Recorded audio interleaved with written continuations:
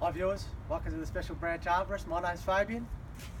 Today we're here removing this Melaleuca amaryllis honey myrtle bracelet.